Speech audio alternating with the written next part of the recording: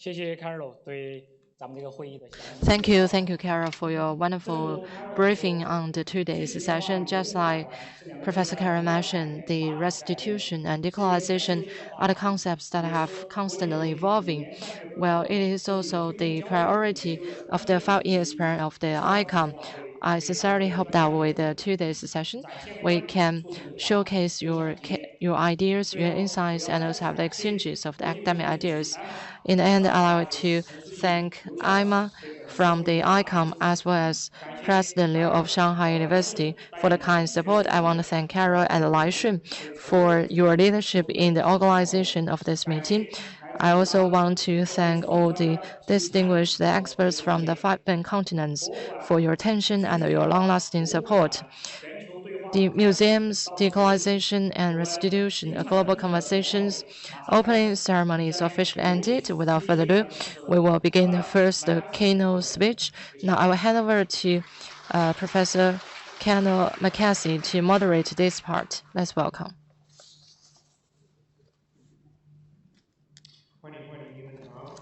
Good morning, everyone. Thank you very much, Carol.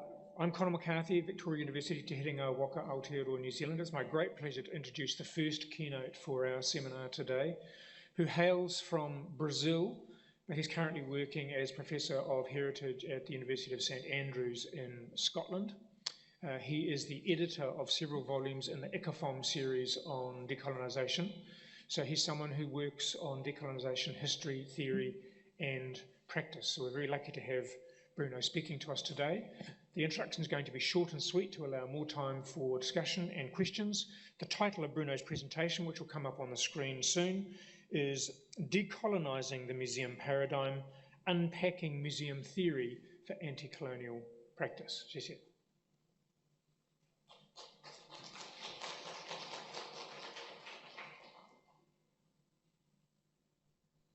Hello, everyone. Good morning, good afternoon, and good evening to all.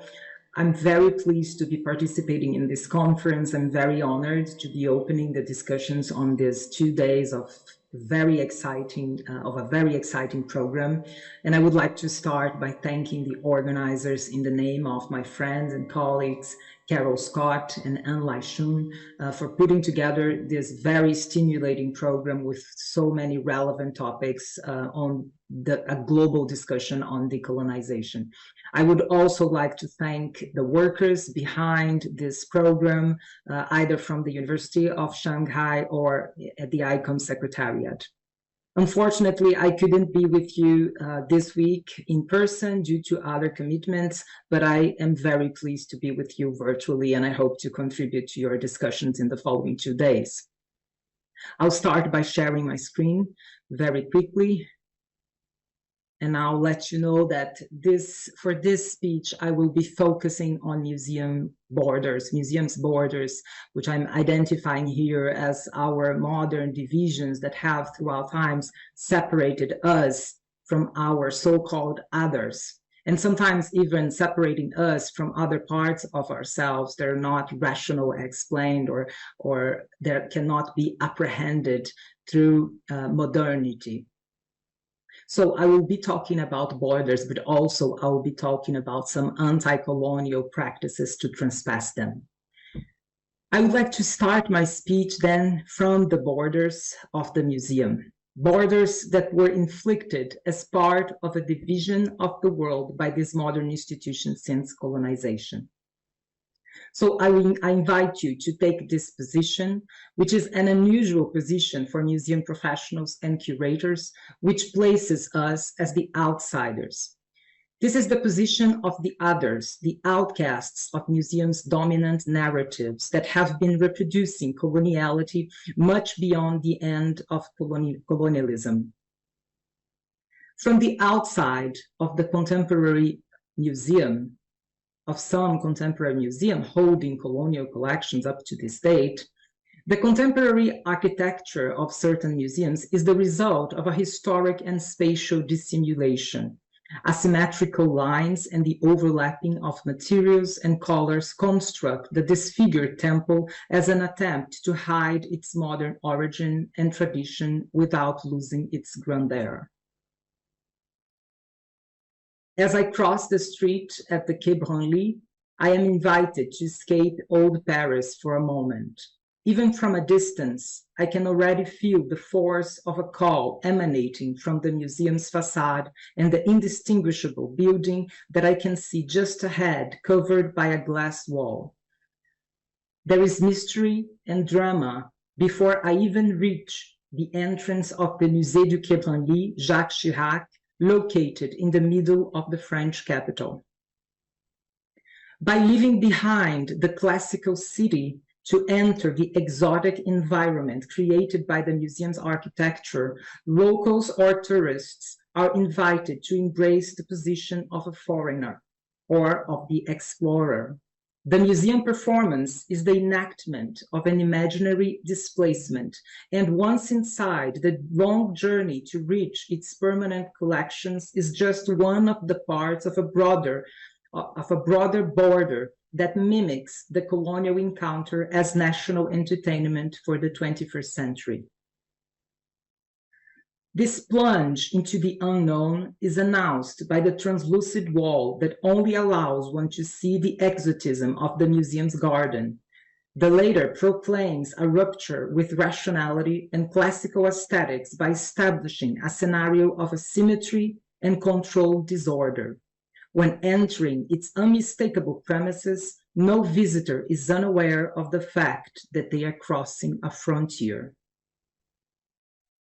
As the visitor travels between worlds and radical aesthetics, the light in the exhibitions becomes dimmer. In this environment, the materials of others are displayed without revealing the museum's founding ambiguity. I refer here to the paradoxical principle according to which colonial history must be forgotten to enable the aesthetic appreciation of the works of colonized people.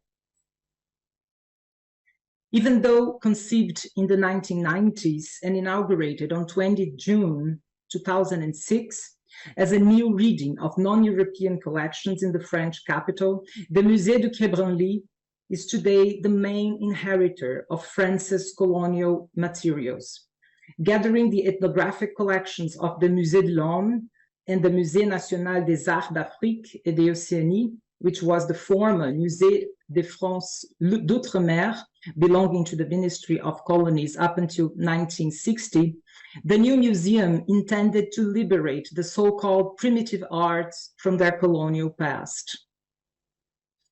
According to French President Jacques Chirac, who was described in Le Figaro as the lawyer of the forgotten, the institution entirely dedicated to the arts and civilizations of Africa, Asia, Oceania, and the Americas stems from a political will to do justice to the so-called extra-European cultures, recognizing their place in the European cultural heritage.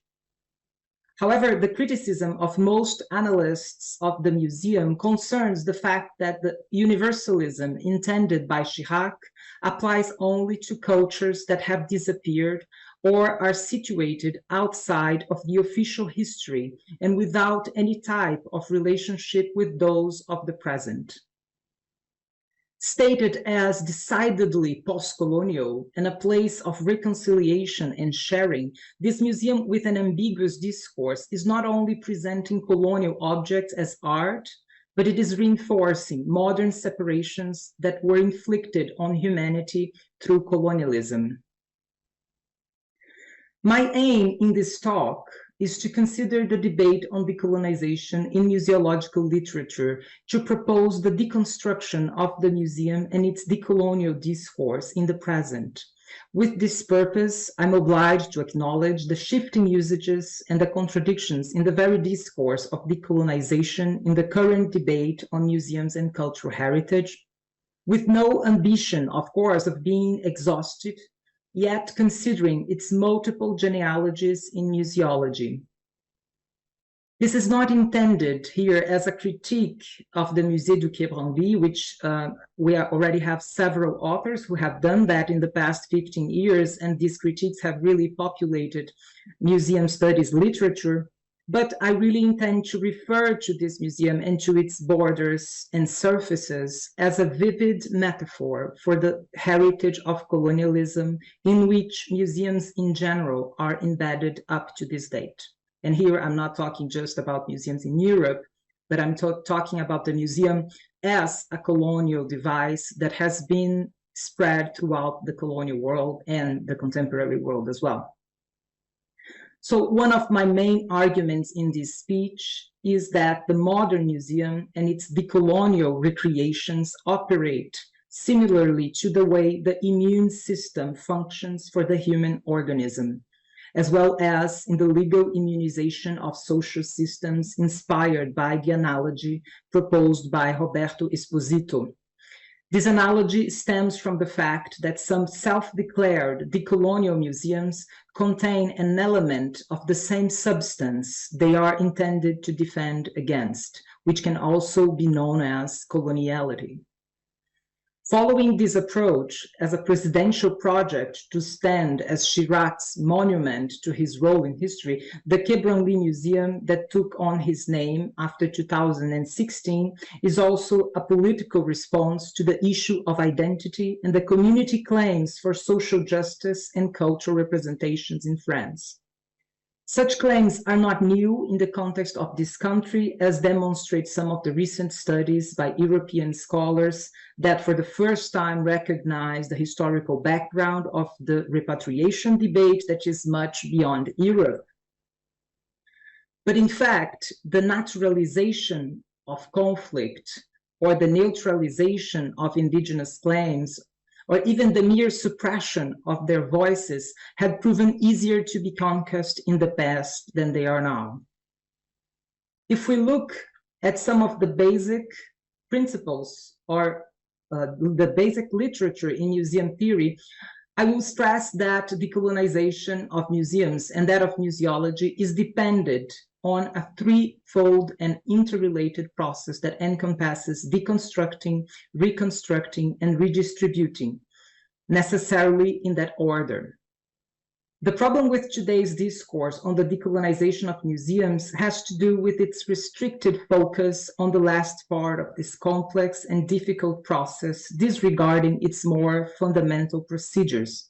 I will argue that this is a flaw with political consequences because if you redistribute heritage without rethinking the regimes of value and knowledge in which heritage is produced and preserved, which are marked by coloniality, rationality, and violence, these regimes will essentially and pragmatically stay unchanged. So since the last decades of the 20th century, museum theory, as you can see in these examples, has had to deal with critical studies that have put the museum under scrutiny by questioning its colonial roots. So this reflexive analysis, marked by strong influence from critical anthropologists such as Ballandier, Stocking, Clifford, and here I also recall us that most of these critiques have been inspired by the fundamental book by Frantz Fanon, The Wretched of the Earth. They have denounced our colonial legacies in their urgent need for reinterpretation and renegotiation in the present. As Benoit de l'Etoile has noted, some of these analyses have helped to draw a distinction between colonial relations in a generic sense and colonization as a restricted historical occurrence. Based on this distinction, the museum can be perceived as an institution determined in time and space.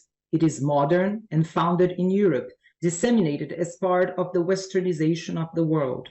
But it is also politically determined as an instrument of colonialism embedded in coloniality.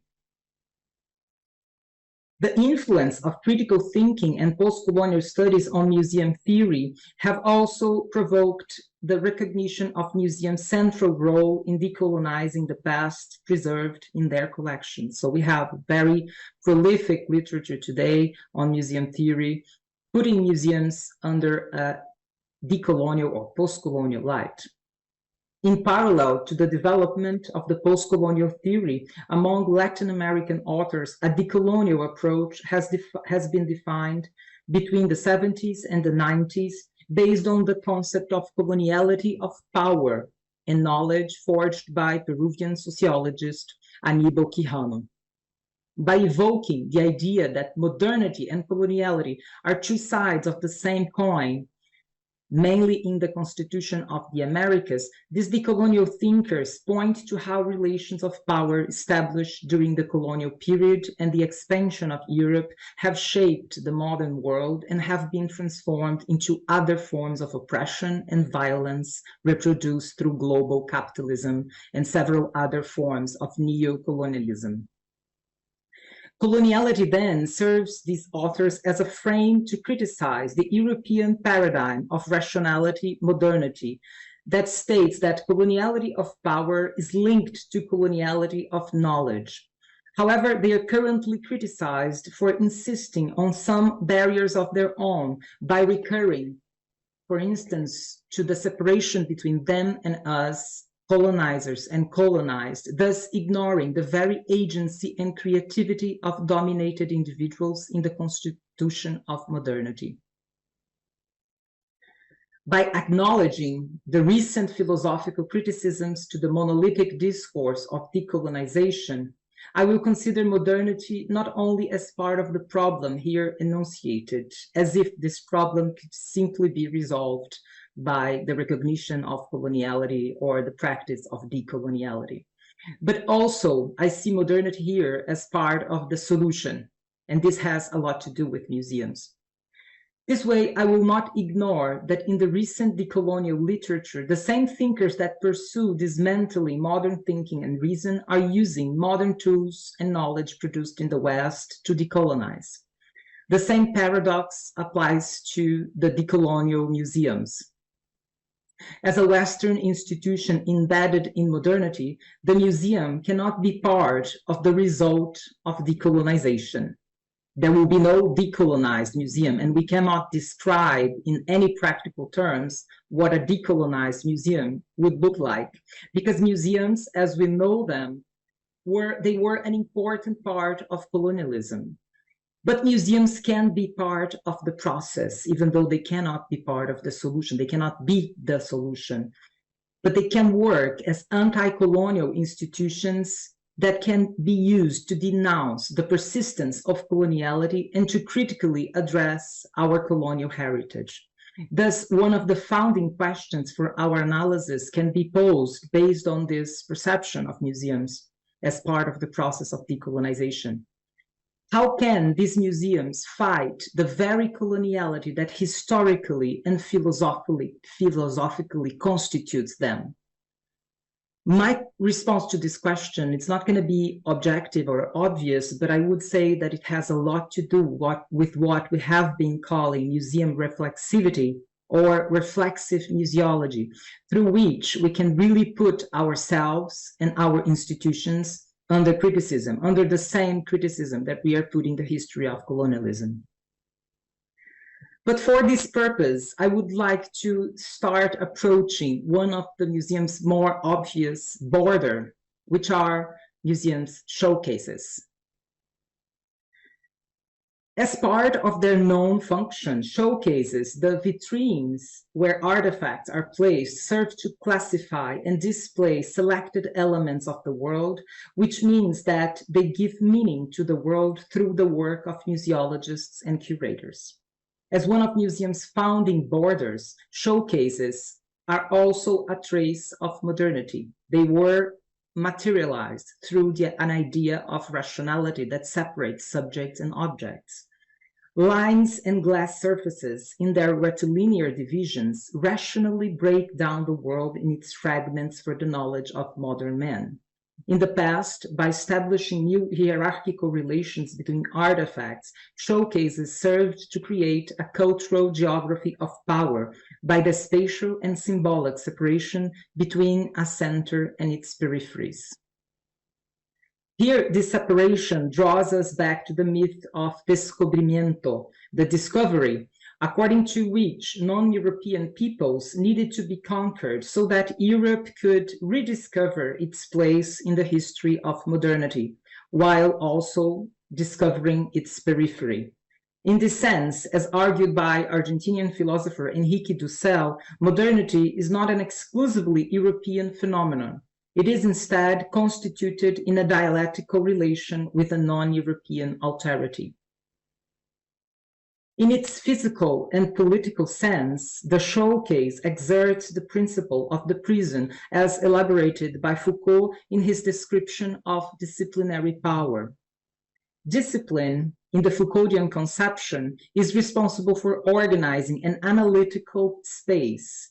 The distribution of bodies in the disciplinary cell inflicts a distribution of posts and the creation of a certain hierarchy of power according to a classification. Ordinance in prison, as well as in the showcase, is a way to regulate bodies in space and hence to establish disciplinary control. Compulsory visibility as an important part of disciplinary power is what subjects the objects of observation to their own objectification in prison as well as in museums.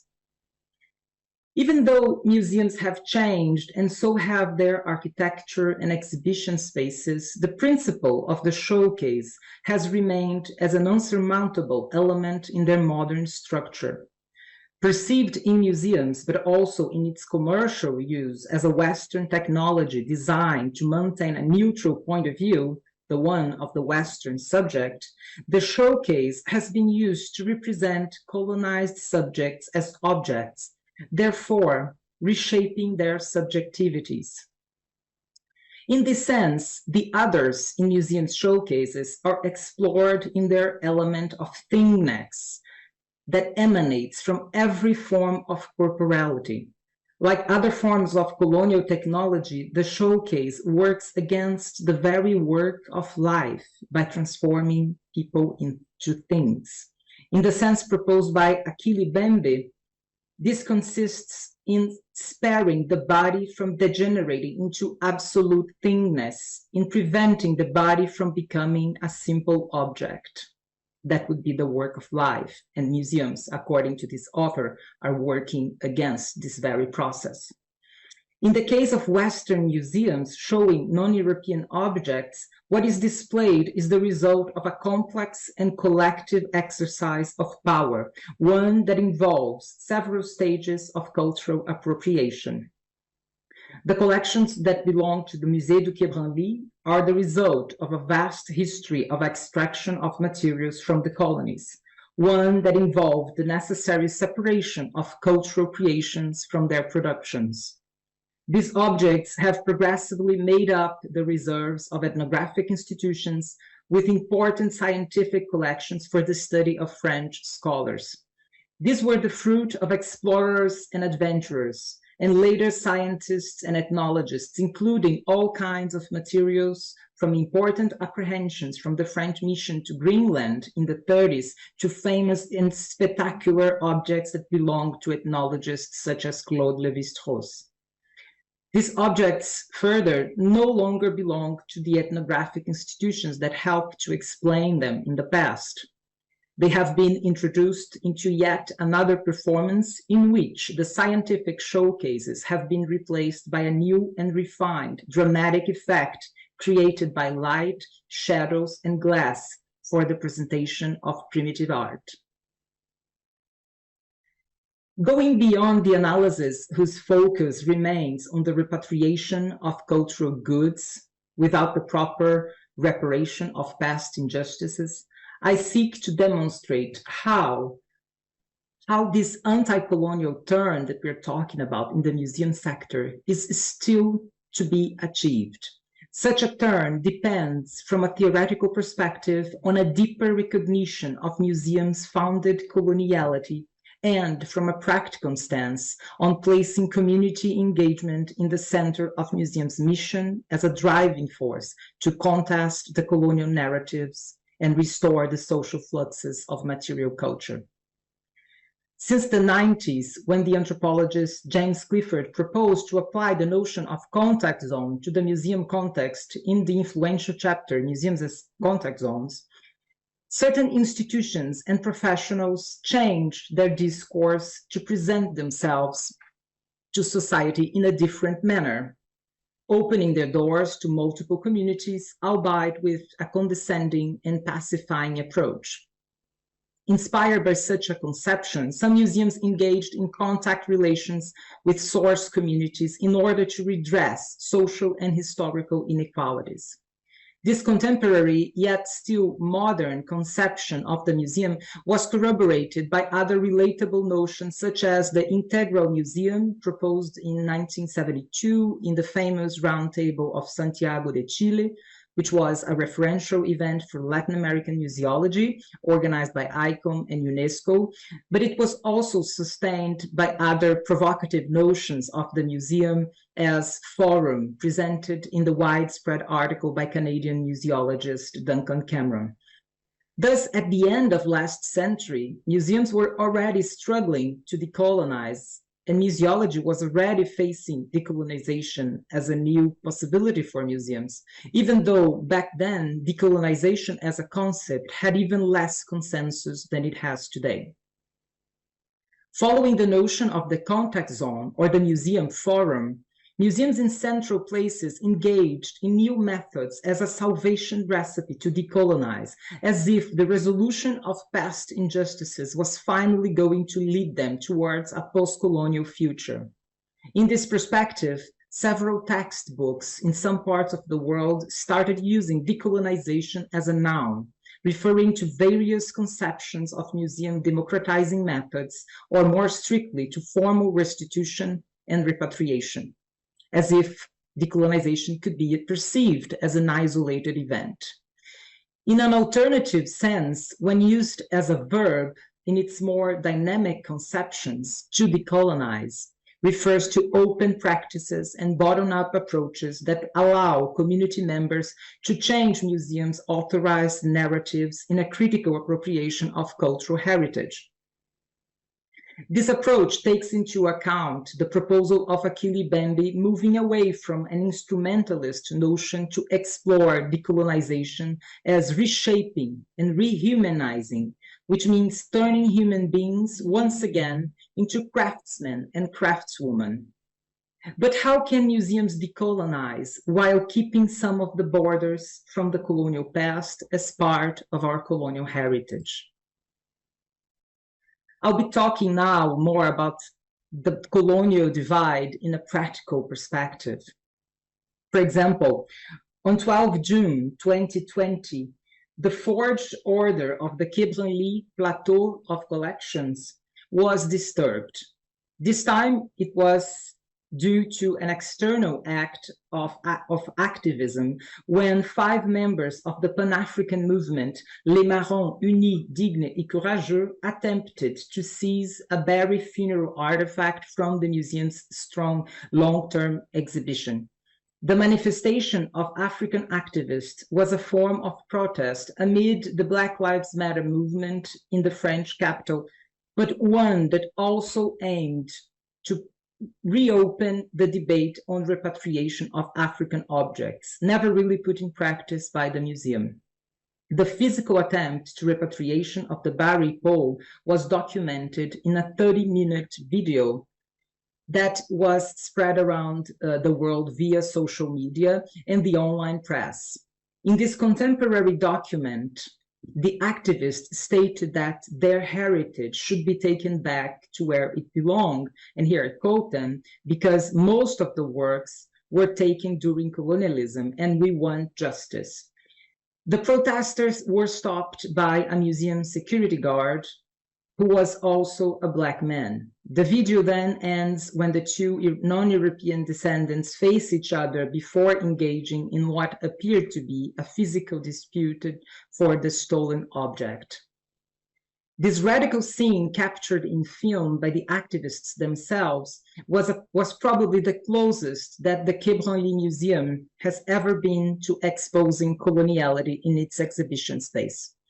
But the trespassing of the museum border was only momentary. The 5 protesters accused of stealing the African funeral pole from the museum faced French court in the following months, with the case hinging on whether the act was theft or a political action against colonialism.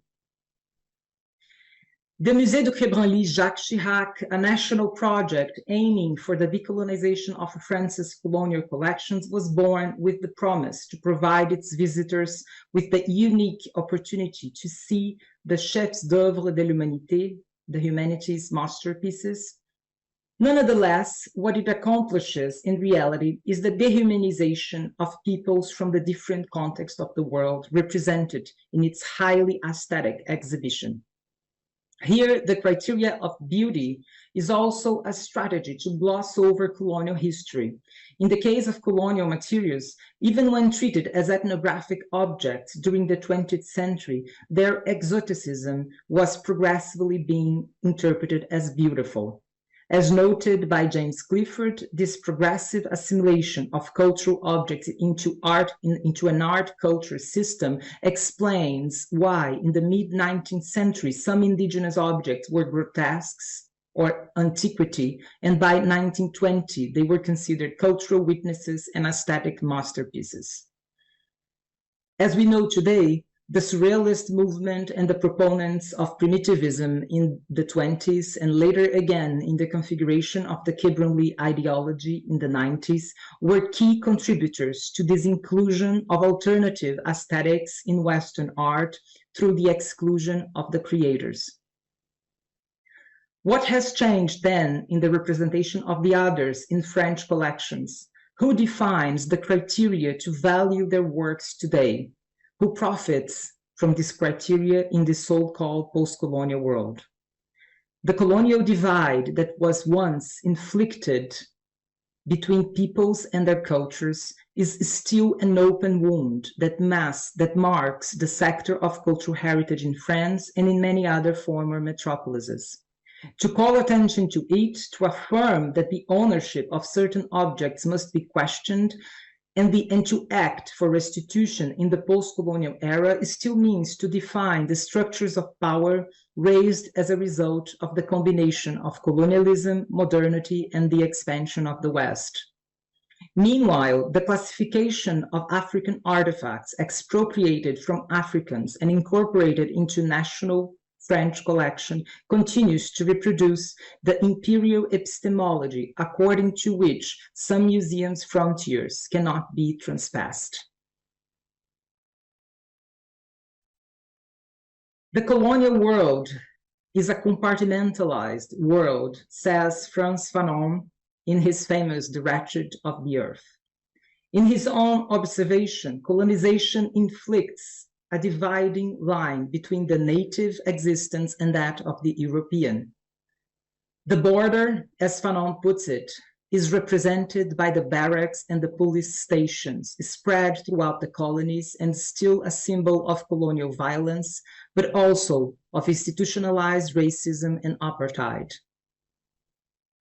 If we agree with its main critics coming from different perspectives and academic backgrounds, colonization had as one of its most lasting effects the demarcation of borders, political, epistemic, racial, territorial, or others. Contemporary museums have inherited some of these borders incorporated during the past few centuries in their systems of classification, in their curatorial criteria, and in their performativity when presenting collections to an audience.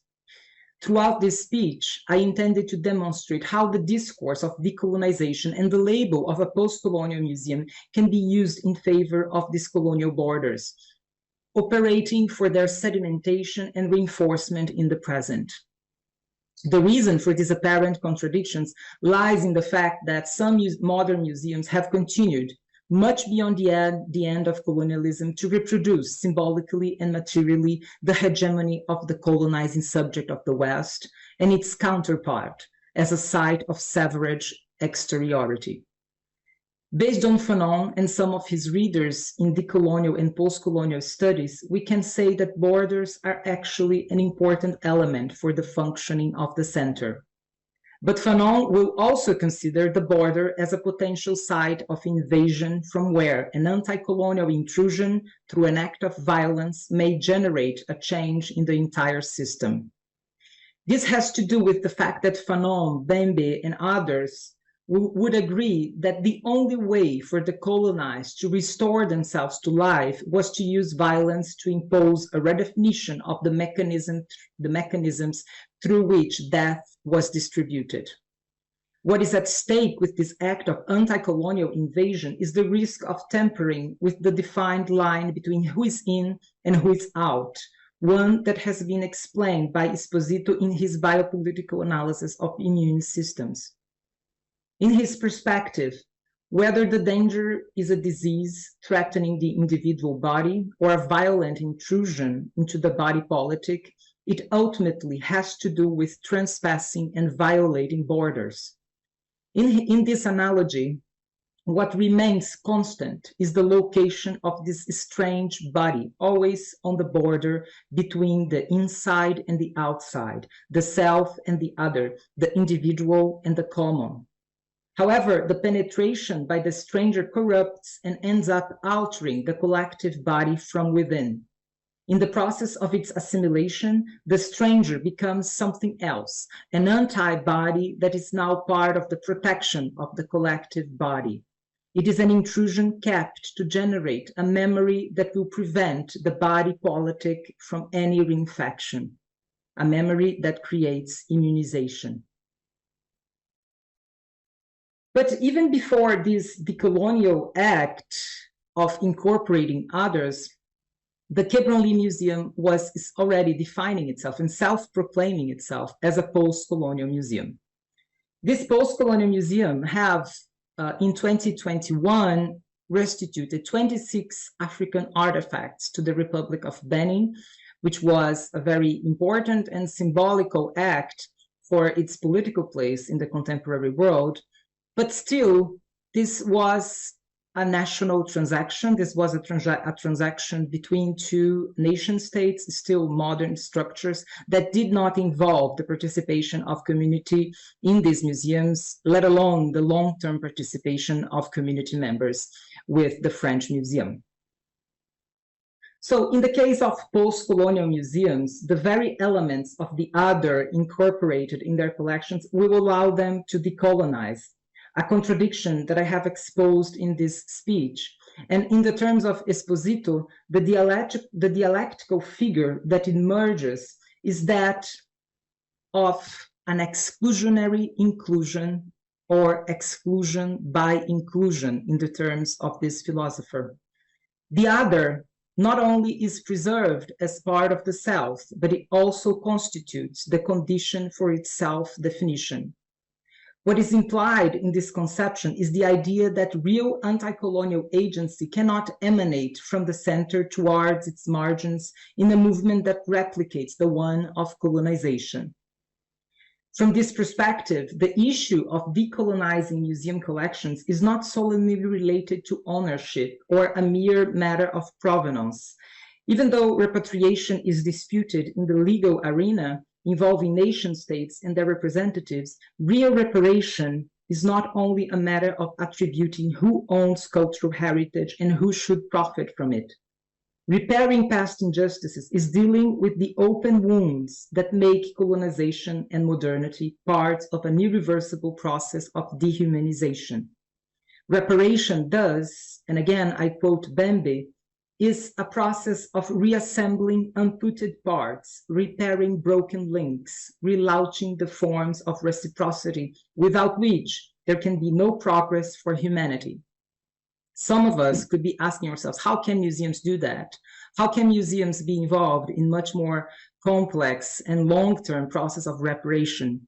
Here, for example, we have the work, I bring the work of the Indian Museum in Rio de Janeiro, which is a museum that has been since the 50s working with indigenous populations. And I would say that after the 2000s, this museum in particular have been developing strong partnerships with indigenous people, not only to acquire objects or to repatriate objects, but really to learn from these indigenous peoples on how to care for these objects that belong to them. So this kind of long-term collaboration. This is much more complex. There's an isolated act of restitution, but it requires a lot more of mutual comprehension, and also it really involves a much deeper process of reparation.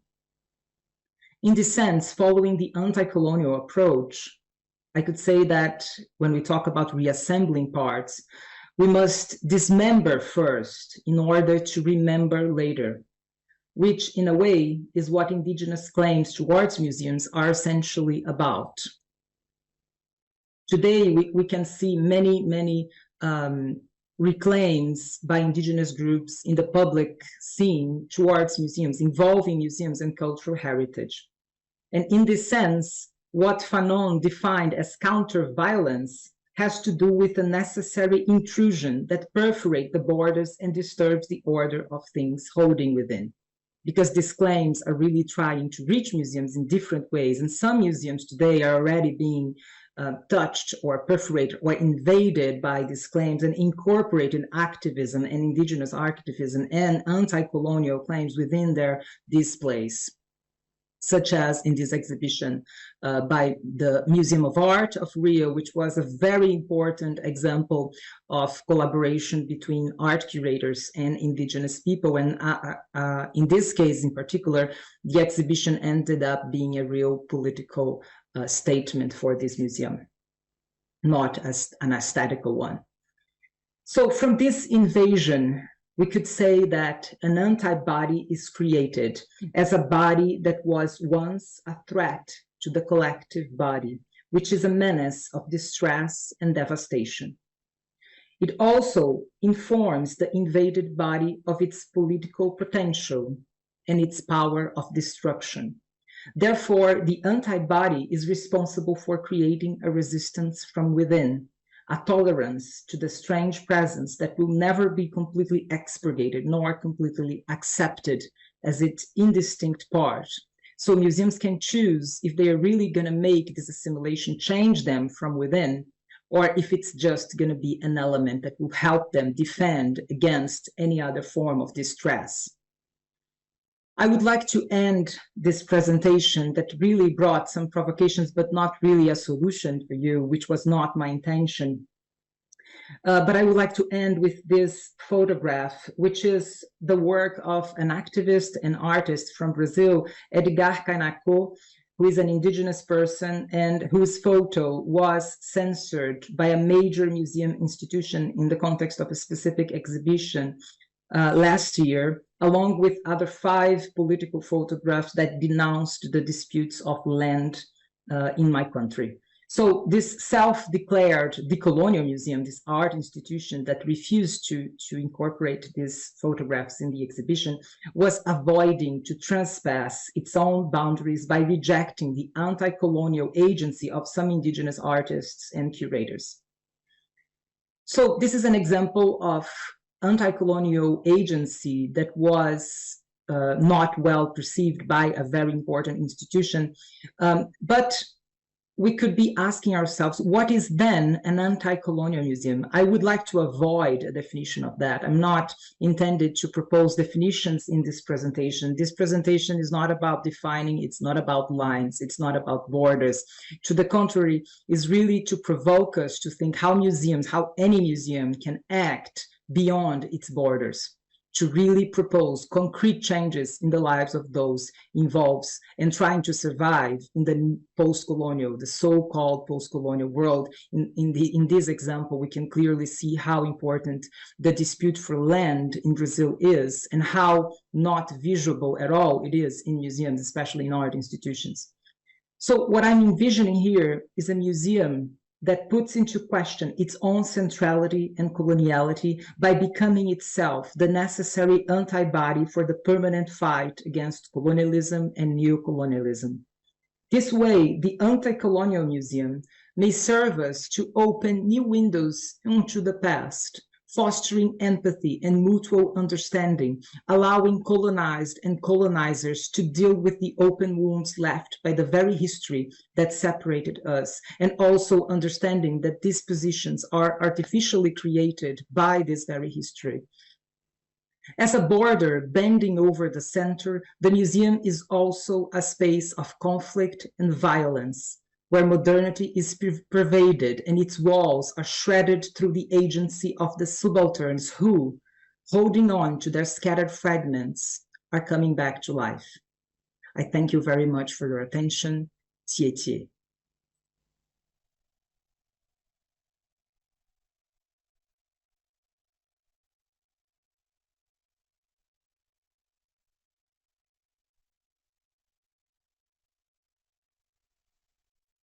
I'd like to thank Bruno for that keynote. Unfortunately, we're not able to reach Bruno and have him present here to answer your questions. So from being a moderator, I'm going to become a respondent, briefly responding to some points in Bruno's speech and then opening the floor for any questions that may be floating around. I think we have a roving mic and we can have a few questions before we have a break and then move on to the next section.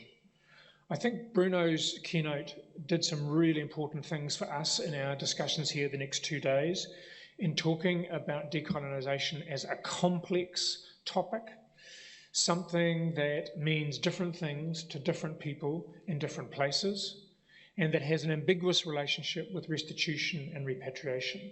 Sometimes people define decolonisation just by simple acts of return or restitution, and Bruno made that relationship much more complex and tried to move away from the idea of individual acts of return or restitution and encouraged us or provoked us to think about decolonisation as a process.